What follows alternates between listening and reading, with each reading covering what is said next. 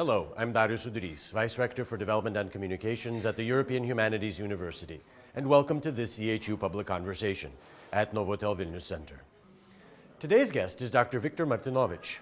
He is Associate Professor at the European Humanities University and a renowned Belarusian author and journalist. He has just finished a book on artist Marc Chagall's years in Vitebsk, the result of more than a decade of research. And this is the topic of today's presentation.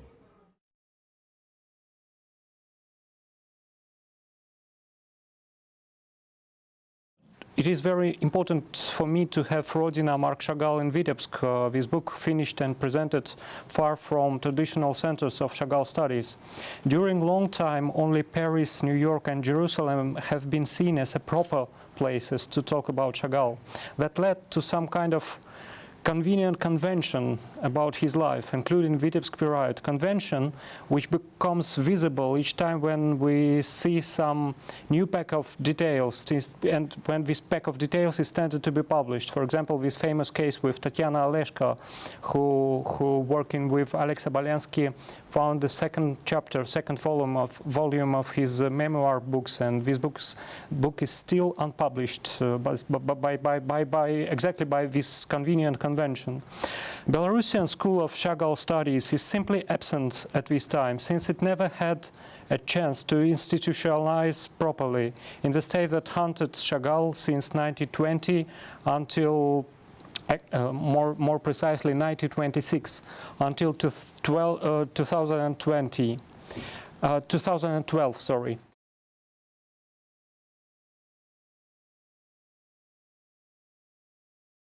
Questions and issues that I touch in Rodina Marc Chagall in Vitebsk 1914-1920 work with collecting memory and history of memory.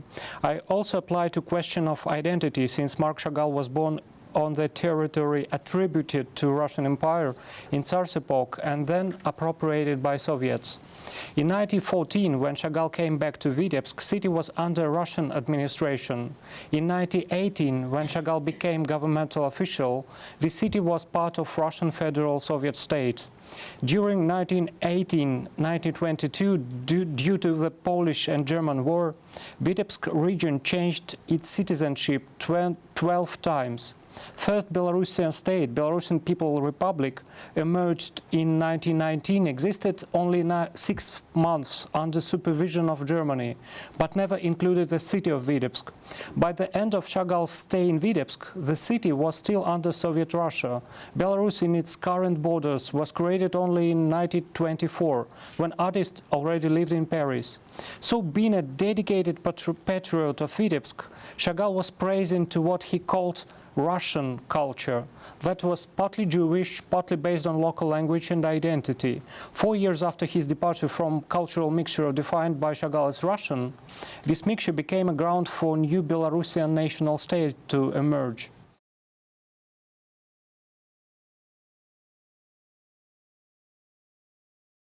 June 1914, Chagall came to Vitebsk to marry Bella Rosenfeld, daughter of wealthy Vitebsk jeweler who owned the chain of shops in the city.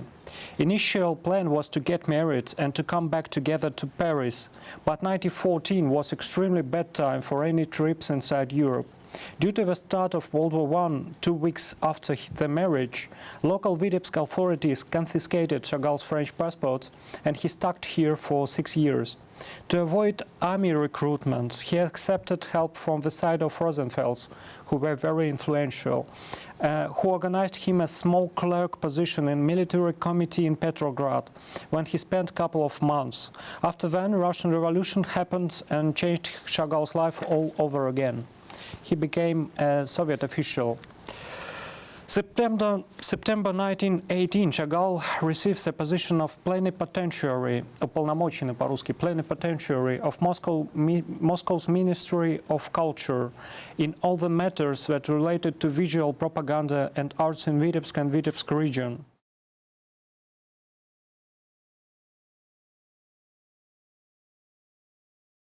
Ultimate task that Chagall faced on his official position was beautifying the city for the first anniversary of Russian Revolution.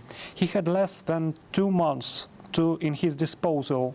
And to beat the time, he gathered all the artists who acted in the city and proposed them to freeze their activities, freeze them, literally freeze them, and to come under his command. Most of them were shop decorators and signboard masters. Obviously, they could not do complicated street designs by themselves. So Chagall, together with David Jekerson and Alexander Rom, created colorful paper drafts that have been enlarged by his helpers, by these signboard masters, using quite primitive technique invented by medieval times and described by Vasari. Master didn't keep himself in any aesthetic frames appropriate for a small city in the outskirts of Soviet Republic. He really did it as if his aim was to beautify Paris or any other cultural capital of Europe. Remind multiple photos and even video, we can see Chagall on this photo, and even video materials allow us to understand that the city design was more avant-gardist than Soviet in any terms. Parrots, harlequins, clowns, working-class members worn in colorful dresses, a lot of dreadcloths combined with ornaments made of fir tree needles. This was Chagall's perception of Soviet revolution, which at the moment has been a symbol of liberation from any form of oppression, including aesthetical dictate of old school. Of course, his message wasn't properly received. Masses were laughing at his parrots. Newspapers published controversial reports and city authorities blamed him in spending too much resources on his unintelligible Saturnalia, as they put it. He was removed from visual design of Soviet celebration in Vitebsk forever. Next big Soviet holiday, 1st of May 1919, was organized without Chagall at all. According to newspaper reports, city was beautified with flowers only.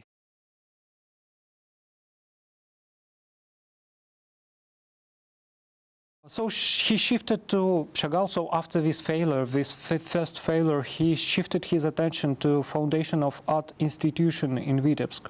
He invited famous Russian Art Nouveau artist Miroslav Dobujinsky, who had the school to attract the idea of inventing the Dobujinsky was to attract more attention to the school. Dobujinsky was very famous and he agreed, but very soon he left Vitebsk after conflict with Chagall. It was actually the first conflict Chagall had. The problem was that Dobujinsky used his head of the school status to obtain food and to send this food via post to his relatives in starving Petrograd.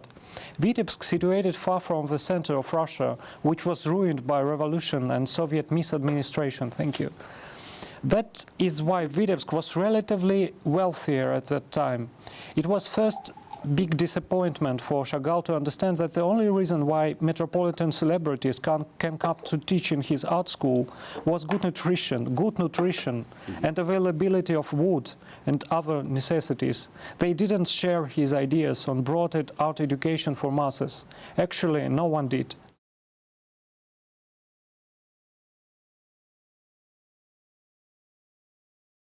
Last publication mentioning Chagall's name appeared in press of Soviet Belarus it's the last case, in 1929. Since 1929 and until 1987 there were no such painter as Chagall in art history of Vitebsk. Encyclopedias and monographs devoted to Soviet arts in 1920s were describing key events of this time, like installment of art school, for example, or first anniversary of revolution in Vitebsk, as if everything was done by local authorities and Communist Party. With start of perestroika in 1987, major Soviet magazines and newspapers started the company of legalizing Chagall. Numerous publications written by poets, writers and journalists appeared in Moscow's Ogonyok and Literaturnaya Gazeta. But this didn't help to legalize Chagall in Vitebsk. Vice versa, start of his praising in Moscow led to aggressive campaign in communist press of Minsk. So until 1987, it was a time of oblivion for him. Since 1987 became a time of hunt.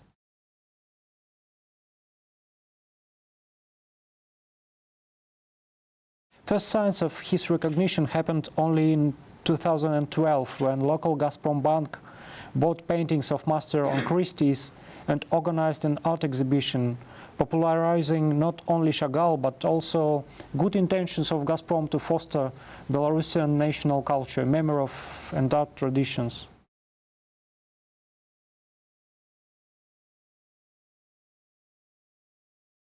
Prior to departure to Vitebsk, he was a secondary painter.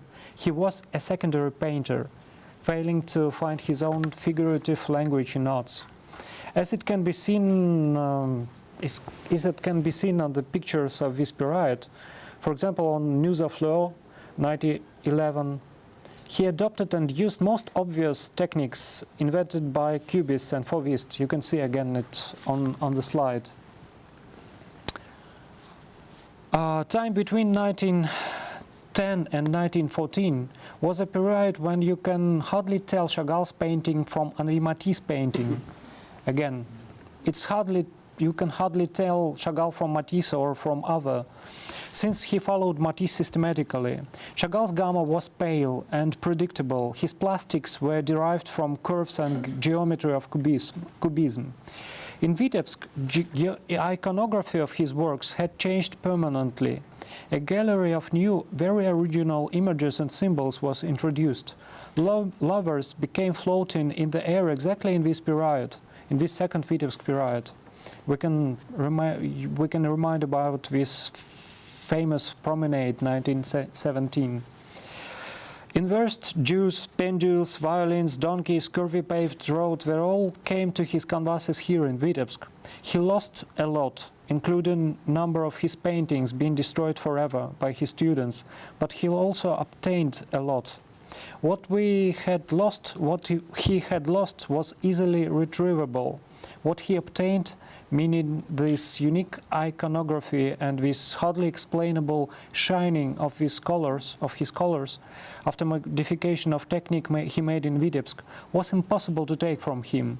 This what made provincial and quite secondary artist accommodated in Paris, a world-known genius whose name was that loud that they tried to silence it in his native city. And for the end of the day, we really have to say thank you to Vitebsk of 1920s for all the miseries, troubles and tears it had gifted, forging that Marc Chagall that we love so much. Thank you. I hope you enjoyed this EHU Public Conversation. Please join us again for discussions with prominent individuals known for their thoughtful application of ideas from the arts and sciences. For more information about the European Humanities University, visit www.ehu.lt. So long and thanks for watching.